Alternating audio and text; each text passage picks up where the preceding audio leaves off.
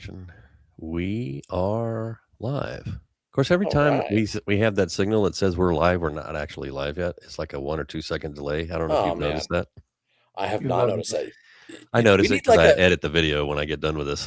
we need like a cool intro, like a lasers, maybe confetti, robots. I don't know. There you go. A Robot. hotel robot, right? Yeah, we need cool stuff. We don't have robot budget. Yeah, a binder opens up and robots and confetti lasers. See, Oh, I'm a AI, right? problem child. Well, welcome to another episode of Beyond the Binder. I'm Jason, along with Adam, and today we've got Mark. I'm going to hopefully get this right. Mark, is it Cederlof? You got it. Yep. Just like it's spelled. Yep. CEO of VSR Network Technologies. Mark's team built a conversational AI that handles front desk calls and dispatches work orders in seconds. And Yipy builds a standards layer that tells those systems what done actually looks like. So today we're going to talk about where AI is actually helping, where it's just speeding up chaos, and what has to be true before any of it works. So let's go. Sounds And great. this is thanks again, Mark, for joining us. This is a continuation of a panel that you guys were on at HITEC that went really well, and I do think it's a hot topic because of just like there's a lot of chaos that AI is causing because things are Mm. not in place for some of this great technology. So let's start off with maybe Mark. What did you hear from hoteliers at HITEC about where their systems are breaking down? Sure. Yeah. Thank you guys for letting me join you. I think this will be a great opportunity to share some insight and some real world scenarios that we've experienced from not only the people at HITEC, but in real life deployments. But I think you mentioned that chaos. I think that's a big part of this. I mean, everybody is running to adopt AI and doesn't really know what it means. We're hearing from these people at the shows is that we want to do this, but we really don't know where to start. We really don't have the potential budget. They don't even know what it costs. They don't know where the involvement is from a labor perspective to deploy these types of scenarios. So a lot of it is just an education. And then when you start having the discussion with them, it becomes really clear that there's a lack of resources. And that's what's underwriting a lot of this is that I just can't do everything. I need help. And my manager, my ownership group isn't going to give me the budget to go hire another person. So maybe technology can help me with that. So they're saying that they want to implement this, they want to adopt it, they just necessarily don't know how. And they also are getting a lot of push and pull. For example, one of the biggest complaints and challenges that these front desk people is that they'll be helping a guest in front of them. And they're walking through the exercise of either checking them in or possibly an upsell, who knows what it is. But then the phone will ring. So now the person has to make a decision. Do I upset the person that I'm engaged in this discussion with, or do I ignore the phone? And both of us will be sitting there noting that the phone has continued to ring and no one's answering it. So that relates to this person that they don't answer their phones. So then the person on the phone gets more frustrated. So it's just a lot of chaos. It's a lot of unknowing where to start. And they really have some sincere effort that they need help with. They need to resolve these problems to get to the better guest experience. I mean, when we look at what the guest really is trying to experience, I think this is the really important thing here is the guest is trying to just make sure that they're heard and seen, and the staff genuinely say, I want to help you. But when we look at hotel operations, when you look at, excuse me, the reality that most of our hoteliers are dealing with is, I don't know of a hotel that I do not know of one single hotel that would say, we're fully staffed. We're good. We've got everybody we need. In fact, I think we might have a little too many. that doesn't exist, especially not in today's market. And if you are that hotel, please call me. I need to know about you. I need to know about what you're doing. We need to share your secrets. But it Exactly. comes back to, the technology is, I think, finally to a point where we can start to trust it with our most precious thing, which is our guests, right? Like, and I finally trust it enough to, can I give you my guest?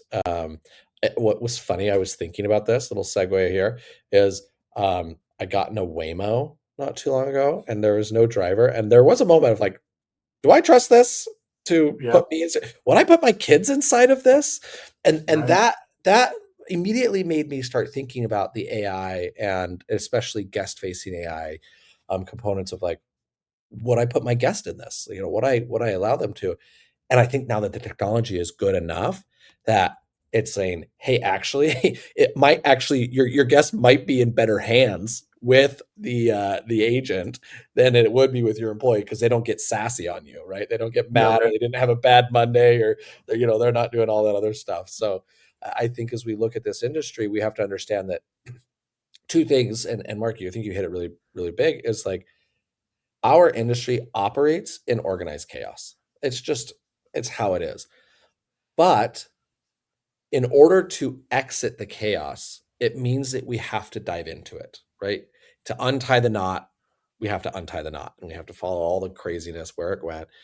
But in doing that, it actually allows us to become better. It helps us overcome those hurdles that are actually holding us back currently, I think, is the way that the industry is what the industry is facing right now. And it's interesting you brought up the trust factor, because a lot of times there'll be some people that say, well, I don't want to subject my customers to that. We're a full service. Where the opposite side of that coin is that, well, the guest wants some self-service options. They want to be able to do what they want to do when they want to do it, and not necessarily have to wait for someone. And so giving them these options of self-service, but having them an easy access to a live body is very, very important. And understanding when those two scenarios have to happen and when they need to happen and how are they going to happen is critical.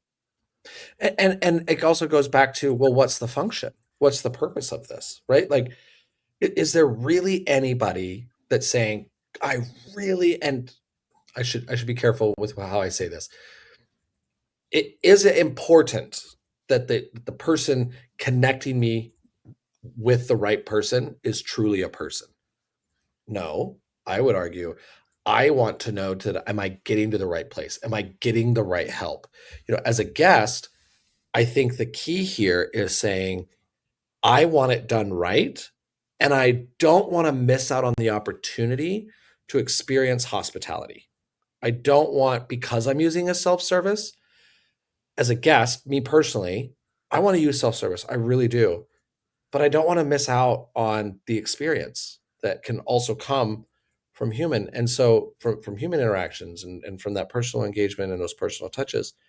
And so I think where I'm saying why I think the technology is finally to a point, it's because it's connecting the two things, right? It's like, hey, I'm doing this. Like, I'm going to handle making sure that the phone gets answered in those 3 rings. I'm going to make sure that the guest feels attended to. I'm going to make sure that the guest feels recognized, and whatever. And then the moment that it makes sense to connect it to a person, hey, I'm going to get you to the right person. And it's just like, wow, now it feels like you've expedited me. Now it feels like, you've made sure that I've been taken care of. And ultimately, this is hospitality, right? Now I get to experience those personal touches. And it's even better when we can start recording those personalizations, right? Exactly. That's exactly right. So, Mark, the VSR agent can answer calls and dispatch work orders. So what happens when the property doesn't have clear standards for what done looks like, what they expect to be done? And I think, this is a very, very common scenario that we are up against. When we have when the decision is made to implement an AI assistant, the onboarding process occurs, and you start having these dialogue with the different teams. Some of the some of the management may get involved, and they may delegate it to some other folks within the organization. So what happens is they don't really have clear guidance on what they're supposed to do. The ownership has said, yeah, let's get this. I can afford it. Okay, go make it happen. And without clear guidance and understanding that, what is it they're going to do? And a lot of these challenges that we see is that these are new hires. So they are not necessarily have not necessarily gone through the training process correctly, or maybe the training process is old. Um, and so what that does is it translates into a slow or a disconnected onboarding process. And so when we're doing this onboarding, we're asking specific questions. We're gathering, data from their websites, from ingesting a lot of data from different resources. And what we're finding is that there's a disconnect between the website, what they hand out to the guests upon check-in, what's in the room. You see these siloed data centers of not combined information. And so when we get this information from the people, it says there is a laundry room. No, there is no laundry room. The laundry room's closed. Which one is it? Right? And if you're staying in that property, the guest wants to know, but is there really a laundry room? Right? And so going through that process of getting that data accurate and them knowing where it is key. But what happens is not only is the data sometimes inaccurate, it causes them to get more involved with the rework of the onboarding. And sometimes this translates into additional costs for them. I'll give you an example. When a guest calls up and they want to do a reservation, some brands require the calls be delivered to the brand reservation center. So in some of these larger properties, they have their unique destination number. So when the call is delivered to the reservation center, it says ABC Hotel, how can I help you? And so what happens is if the call is not delivered to that specific destination, maybe it goes into the generic one, there's a different cost factor. Now the hotel gets dinged for a higher cost because they answered a call not underneath their portfolio. And that all translates back into poor information, incorrect information, and not knowing what they should have given us to do this on the process. And this is not just in reservations. This could be housekeeping. This, do I have housekeeping? Who knows what it is since COVID, right? Is the restaurant open? Is the pool closed? Is there a hurricane? Whatever, right? All these different things. If we can provide accurate, updated information, that's the key to make this successful. Because a lot of times these people say, oh, it's not working. Well, why is it not working? Well, it said the wrong thing. Well, why did it say the wrong thing? I don't know. Well, what did you give us? Right? Oh, yeah, Mark, I'm bad. Let me get you the right thing. Oh my gosh, this is killing me because it's the truth, right? This is the price that we must pay as an industry. But the thing that I think is most eye-opening for me in this and why it's so great to have these conversations is, look, whether you're adopting AI or you're not because you don't trust it or whatever, that discrepancy of information still exists. Your properties and these properties do not have accurate information the way that they think that they do. Right. And when you have to go and look and you actually have to say, oh, what is posted at the front desk is different than what I have posted on my website. And that is different than what the housekeeping manager just did on their, on their briefing. And so I always invite any hotelier, go ask anyone, go and ask any employee this, one question, and go ask 15 different people the same question, and how many answers do you get that are the same, and how many are different, right? How many versions of this that you get? And so why do we in the hospitality industry all of a sudden think that AI is going to come in, save the day, it's going to cut all of our chaos, it's going to do all of this if we haven't defined it, right? What it's going to do is it's going to, I always say that, or I have said, I shouldn't say always, a newer line of conversation, which is AI will help you as long as you're organized. right? If you have chaos, it's going to try to contain that, but it can't, you can't expect it. That's the hype, I think, of AI. It's like, oh, it's AI, it'll fix it. No, but what it is going to do, I think, when we look at, VSR agents and having the ability to give you reliable, true, right information quickly, assessed in the right way, it is contingent on that you yourself have that information defined, which is a big deal, right? And our hospitality world is, we have trained off of tribal knowledge or oral histories or all of those for so long that our documentation has often been what suffers, right? It has been, wait, did that make it up to the the update, make it to the website? Did it make it to the SOP at the front office? Probably not.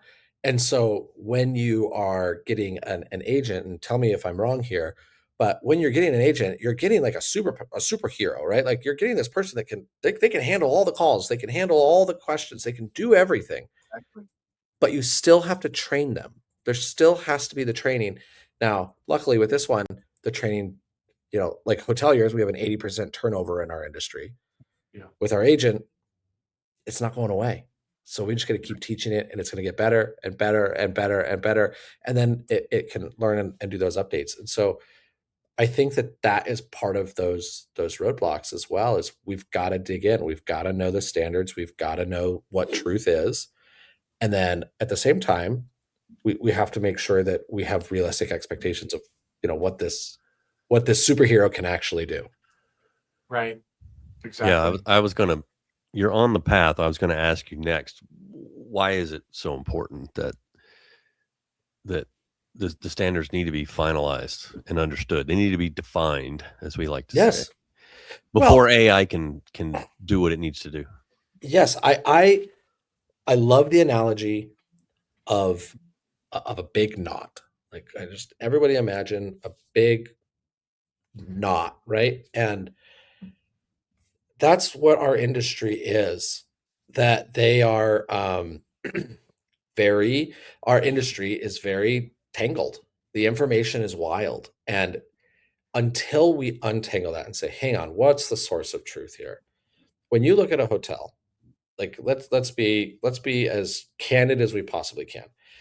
A single property is dealing with somewhere around 2,000 standards at minimum. There's no way that that's not a mess, right? It's just, especially if you're managing that through handwritten SOPs or even adopted SOPs or brand standards from brands, from accolades, from government compliance requirements, whatever that may be, managers that have come in and come out and made their mark and changed the way we're doing service, which is fine. But what ends up happening is you have this giant ball, this huge knot, and until that knot gets kind of undone and we kind of figure it all out, it's very difficult, or it's a painful process to try to build something off of this knot, right? It'll constantly be getting in your way as you try to become more efficient, because the knot is not efficient. And so when we can untangle it and we can get truth defined, we can say, nope, these are the standards, here's their sources. And it's okay if some of those standards are now conflicting, but we know, according to source 1, this is it. According to source 2, this is it. Which one do you want me to default to? Default to source 1, or default to the more stringent of the two, whatever that may be. Okay, now I know what to do with this. And now we have all these strings, they're at least going in the right way, and it's not a big jumbled knot, right? Now we can actually do something with this. The lines are free, so to speak. Yeah, that's so important for what we're trying to do, is making sure that we do get this accurate single truth source of data. A lot of times we'll get some information, but because there is no SOPs in place, the property has made a change and they've updated this other system over there. They forgot to tell us, and they'll say, "Oh, this isn't working." "Oh, did you tell us?" "Well, no, I told the other guy, but I thought I told you." So, this creates a lot of, not necessarily only chaos, but a lot of extra work for the hotel. They've got to go run around to 10 different siloed applications to be able to make sure that they all are following the same process. So by having a single source like what you guys are providing, it makes all of us vendors' life so much easier. And what that does is it translates into accurate information to the guests. I mean, that's really what we're trying to do, is give them a better experience, a more accurate experience, not a siloed and an incorrect one. So this is so needed in every hotel. Absolutely. So, yeah, from if you recall from your panel, like where does AI actually accelerate recovery, and where do you think it's still hype? So we actually have live deployments where we are seeing a measurable return on investment. For example, one of the panelists that was with us down at the show was Core, and they are providing the housekeeping, the operations software. So the scenario is, I'm in a room, I want some more towels. Typically today I would have to pick up the phone. Maybe somebody would answer, maybe not, or I have to make multiple attempts to do that. And then when they finally did answer, they would basically have to manually enter in a request into some system, maybe Core, or maybe something else, to say that please bring some towels to the person. So, you can see that the process is fragmented and it's disconnected. It took time. The frustration level is gone up because the call wasn't answered. Now, when I finally got there, maybe I was put on hold. So it's this frustration level. All I want is a couple towels, or give me some shampoo, give me something. I just want something, right? I don't want to spend 20 minutes getting some towels. So the real life example is when the system answers our multilingual conversational assistant answers, it'll know in whatever language you speak what you want. It'll understand, I want some towels. And so it'll automatically understand that, okay, you're in room 250, you want some towels. Okay, I've been able to validate that you're really in the room, because that's another part.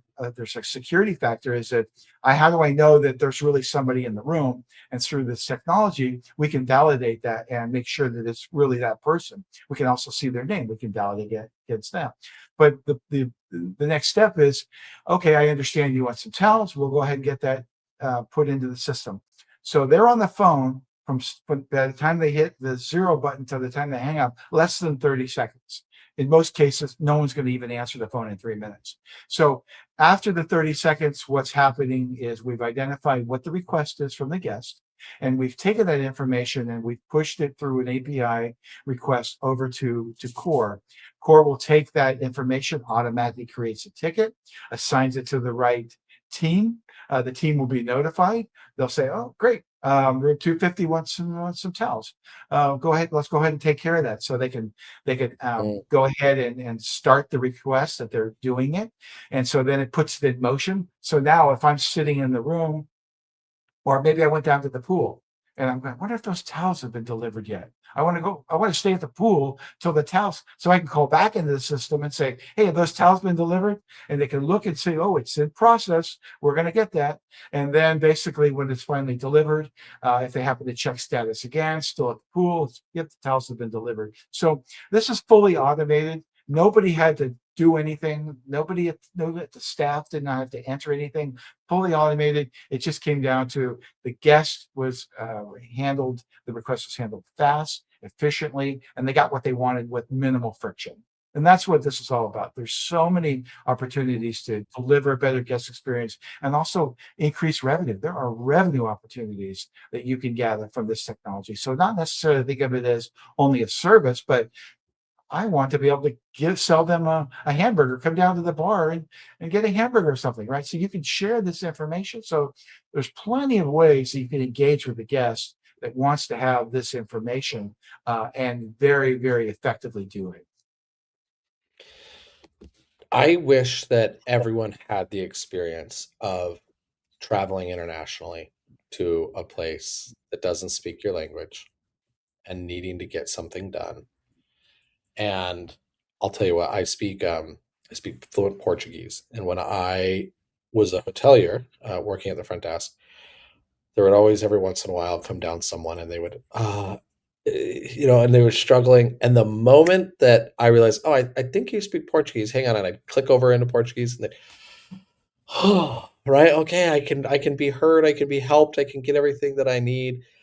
I think from that perspective is something that's just our industry is going to benefit so much from this is the Yeah. greater connection, the guest feeling greater served. But Mark, you're talking about this, and I'll tell you what. Again, before Yipy, I was a hotel consultant and a leader in the operations, and we always said, look, if you have a guest standing in front of you and the phone is ringing, and every training I ever had, which one's the priority? Well, the guest in front of you. That's who takes the priority. And then you have to then the guest on the phone is someone that's in line. You have to imagine the phone ringing is someone in line. So, okay, I might have to now attend to the phone just as if I was waiting for somebody in line. But I don't have to do that anymore. I can literally help two people at once. I can get them what they need. They're able to get everything. I can execute it throughout the operation, throughout the organization, and it makes things so smooth and so seamless for the guest. But let's say that we took away the person or took away the machine, and we had a really good phone department, again, fully staffed. PBX is fully staffed. There's so many people. Front desk never has to answer a phone. Wouldn't it be great? What we're still missing is the continuity of that conversation, the ability to track it, the ability to get data off of it, the ability to actually measure compliance and everything. When those tasks or those things are handled by AI or the systems, and it's through an automated system, there's a benefit as well because now we're also getting data, and we can actually get measurables. We can actually turn that into, how is this going? What's our conversion on, hey, we want every time AI answers a call about, a room service tray pickup, we ask about its order. How did you enjoy it? What were your satisfaction? And wow, we're seeing guests higher satisfaction scores or whatever it may be. Or perhaps whenever somebody asks for something, there's an upsell that automatically comes with it, right? Like you're saying that there's so much revenue potential. But I think Right. it goes back Exactly. to, yeah, we have to understand, look, attending to the guest, attending to people and helping them feel seen and heard is a revenue strategy all the way And through. it's interesting what you're saying because the metrics is so important because they don't really know if it's working. How is it working? How well is it working? And so we've had some of our early adopters perform their own, surveys, right? And so that translated into a better satisfaction. Their medallion scores went up. Their overall scores on, TripAdvisor and things like that went up because, one of the biggest complaints is, well, two complaints: Wi-Fi sucks, or nobody answers the phone, right? It's one of those two things, right? So now you start seeing the shift away from nobody answers the phone to, hey, we're answering the phone. I actually turned this into a positive experience. I got what I wanted quickly, and that translates into a happier guest, a more loyal guest. So that's all so important, and that all comes back to everything being organized, no chaos, and doing exactly what we should be doing: brand, internal ownership, management, whatever, right? You've got to combine all those different levels. 100%. And Jason, I think you asked the question of, well, what's hype? Okay, so here we are telling you, like, it can do everything It can do it all. with training, with Right. understanding, with guidance, with direction, right? You cannot run faster than you're able to, right? You cannot expect the system to be able to do things that you yourself haven't defined. If you do, and I think that there is a risk in this. If we were to say, just do it, what ends up happening is now we've enabled AI to do the very thing that we're most afraid of, which is take away the experience. We take away the personality. We take away the personalization. AI can be extremely personalized. It can create extremely personalized experience and moments for our guests. As long as we have given it the information, the accurate information appropriately. But if we're just, if we tell our AI, okay, go be nice, great. It's going to go give its interpretation of nice, just like when we hire a team member. Go be nice. Okay, Like, I used to work at Starbucks. This is Starbucks nice. I used to work at Dillard's. This is Dillard's nice. I used to work at McDonald's. This is McDonald's nice. Instead, we need to say, this is what property A nice is. This is what Right. it means to be nice at. I'm at the Phoenician Resort here in Arizona today.